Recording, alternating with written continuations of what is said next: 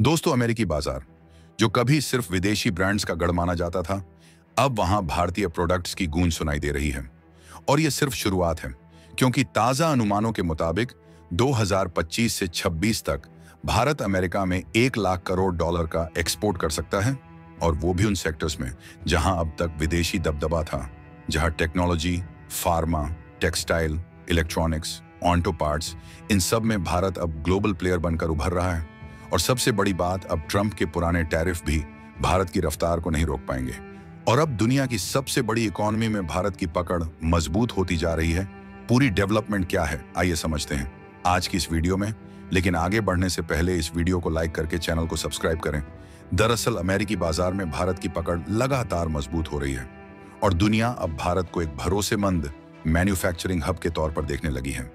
इसी बदलते माहौल को देखते हुए federation of Indian export organisations का मानना है कि वित्त वर्ष 2025 से 26 में भारत का कुल एक्सपोर्ट 1 लाख करोड़ डॉलर को छू सकता है। अगर हम पिछले साल की बात करें तो 2024 से 25 में भारत ने कुल 825 अरब डॉलर का एक्सपोर्ट किया था, जिसमें से लगभग 437 अरब डॉलर का योगदान वस्तु एक्सपोर्ट का था, जबकि करीब 380 अरब डॉलर की हिस्सेदारी सेवाओं की रही।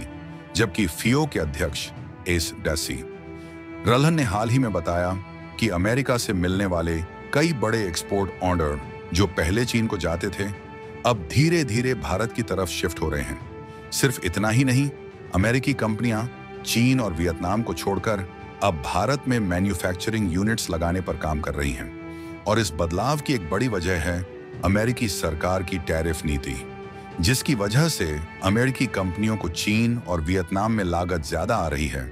ऐसे में भारत एक भरोसेमंद और किफायती विकल्प के तौर पर उभर रहा है। और देखा जाए तो बात सिर्फ अमेरिका तक सीमित नहीं है, बल्कि अमेरिकी कंपनियां पूरी दुनिया में एक्सपोर्ट करती हैं। ऐसे में अगर वे भारत में उत्पादन करेंगी तो भारत को ग्लोबल एक्सपायर का गेटवे बनने का मौका मिल सकता है।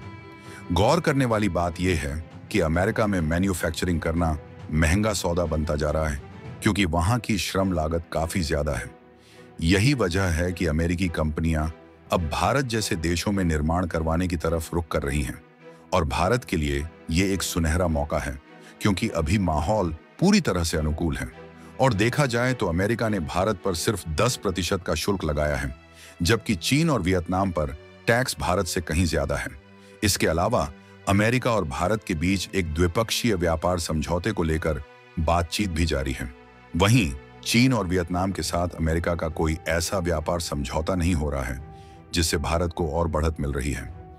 जबकि federation of Indian export organisations का कहना है कि इस साल इलेक्ट्रॉनिक्स, केमिकल्स, फार्मा और अपैरल जैसे सेक्टर्स के एक्सपोर्ट में 20 से 40% तक की तेज बढ़ोतरी हो सकती है।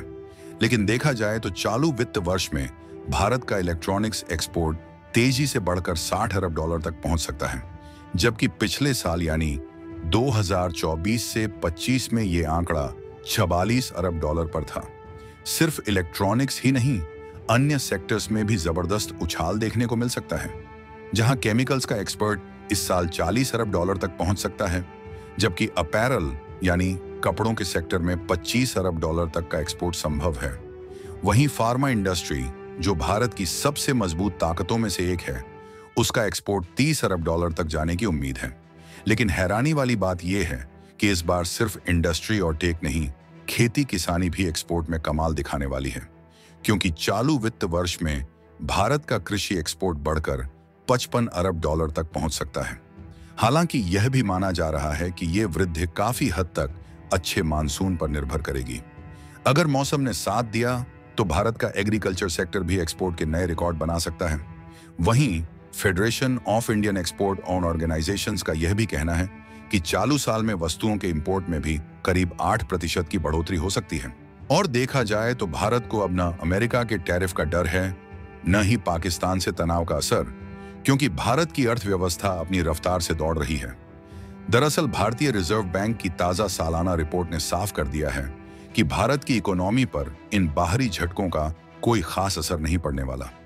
रिपोर्ट में कहा गया है कि इस वित्त वर्ष के दौरान भारत दुनिया की सबसे तेजी से बढ़ने वाली प्रमुख अर्थव्यवस्था बना रहेगा।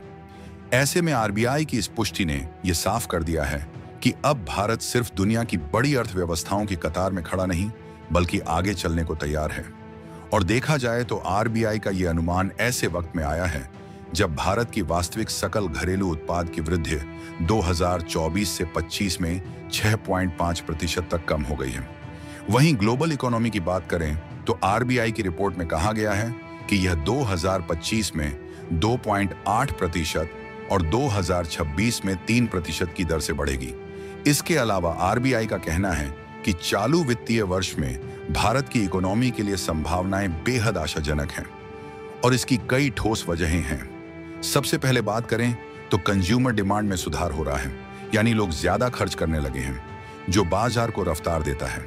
इसके साथ ही सरकार राजकोषीय संतुलन बनाए रखते हुए भी कैपिटल एक्सपेंडिचर यानी इंफ्रास्ट्रक्चर और विकास कार्यों पर लगातार जोर दे रही है, जबकि बैंक और कॉरपोरेट सेक्टर की बैलेंस शीट मजबूत हो चुकी है, जिससे इन्वेस्टमेंट और लोन गतिविधियां बढ़ेंगी। साथ ही वित्तीय स्थिति आसान हो रही है और सेवा क्षेत्र यानी सर्विस सेक्टर अपनी लचीलापन बनाए हुए है, जो भारत की ग्रोथ का बड़ा स्तंभ है। इसके साथ ही देश में उपभोक्ताओं और कारोबारियों का आत्मविश्वास भी बढ़ रहा है और भारत की आर्थिक नींव पहले से कहीं ज्यादा मजबूत दिख रही है। इसके अलावा रिजर्व बैंक ऑफ इंडिया ने अपनी रिपोर्ट में लॉन्ग टर्म के दौरान जियोपॉलिटिकल टेंशन और ग्लोबल फाइनेंशियल मार्केट में अस्थिरता के कारण ग्लोबल मार्केट में अनिश्चितता के बारे में भी सतर्क किया है, जहां आरबीआई का कहना है कि भारत की अर्थव्यवस्था में ये चीजें जोखिम पैदा कर सकती हैं और इससे महंगाई भी बढ़ सकती है। रिपोर्ट में यह भी कहा गया है कि वैश्विक कमोडिटी कीमतों में नरमी, सामान्य से अधिक दक्षिण पश्चिम मानसून, उच्च एग्रीकल्चर प्रोडक्शन और महंगाई कम होने के नजरिए के लिए अच्छे संकेत हैं। लेकिन देखा जाए तो भारतीय अर्थव्यवस्था भले ही तेजी से आगे बढ़ रही हो, लेकिन कुछ सेक्टर ऐसे हैं जहां अब भी सुधार की जरूरत है। और यही बात केंद्रीय बैंक यानी आरबीआई ने अपनी रिपोर्ट में साफ तौर पर कही है। आरबीआई का कहना है कि गैर बैंकिंग वित्तीय कंपनियां अब भी फंडिंग के लिए बैंकों पर काफी हद तक निर्भर हैं। हालांकि बाजार में कुछ नरमी आई है, फिर भी इन कंपनियों के पास वित्तीय स्रोतों का पर्याप्त विविधीकरण नहीं है।